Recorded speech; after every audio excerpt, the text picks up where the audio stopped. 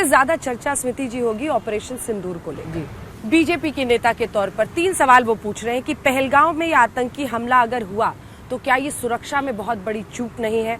Operation सिंदूर को अचानक क्या ट्रंप के कहने पर रोका गया?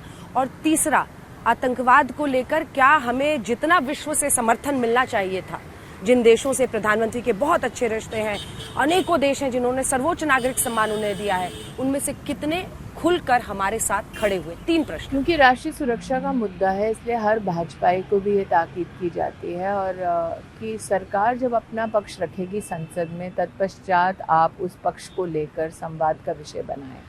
क्योंकि राष्ट्रीय सुरक्षा के साथ साथ राष्ट्रीय स्वाभिमान अभिमान का मुद्दा है, तो मेरा ये मानना है कि सरकार जो अभी पार्लियामेंट में बोलने वाली है उस पर आप खास तवज्जो दें।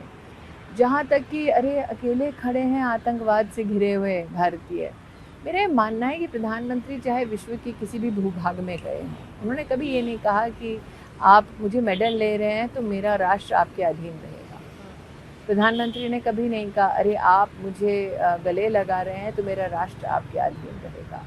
प्रधानमंत्री ने कभी ये नहीं कहा कि भाई आप मुझे टेबल पर एक कुर्सी देकर जगह दे रहे हैं संवाद के लिए, तो आप जैसा कहेंगे हम वैसा ही करेंगे। ऐसा नहीं कहा प्रधानमंत्री ने। हमने जब प्रधानमंत्री मोदी की केंद्रीय इस पृष्ठभूमि में यात्रा शुरू होते 2014 में देखी, आपको याद दिला दूँ, तब हम फ्रैजाइल 5 कहलाए जाते थे। तो कई लोग थे जो जानते थे कि हम कमज़ोर हैं और उनकी खुशी का इजहार इसीलिए होता था क्योंकि उन्हें लगता था कि ठीक है, भारत अपनी बुलंदियों तक पहुंचने की क्षमता नहीं दिखा रहा, जूझ रहा है, कहीं ना कहीं करप्शन से जूझ रहा है, कहीं ना कहीं ब्रोकन सिस्टम से जूझ रहा है।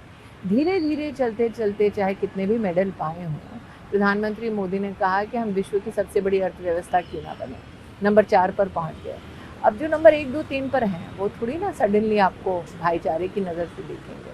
जैसे जैसे आपकी अंतर्राष्ट्रीय स्तर पर क्षमता बढ़ेगी, जैसे जैसे आपके सितारे बुलंद होंगे, जैसे जैसे आपकी अर्थव्यवस्था और मजबूत होगी, जैसे जैसे आप आँख से आँख मिलाकर बात करना शुरू करेंगे, वैसे वैसे आपको पता चलेगा कि आप धीरे धीरे धीरे धीरे अपने विषय पर तटस्थ अकेले ही खड़े।